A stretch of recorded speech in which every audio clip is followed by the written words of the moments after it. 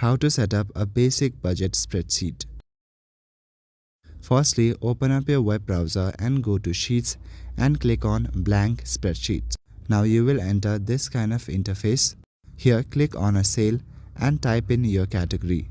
Categories such as income, salary, fixed expenses, internet, phone bills, variable expenses, food, transportation, shopping, and many more.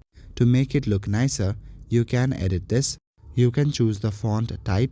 You can also increase the cell size. When you increase the cell size, the text will sit below. To make it align at the center, go to Format, select Alignment and select Middle. This will place the text in the middle.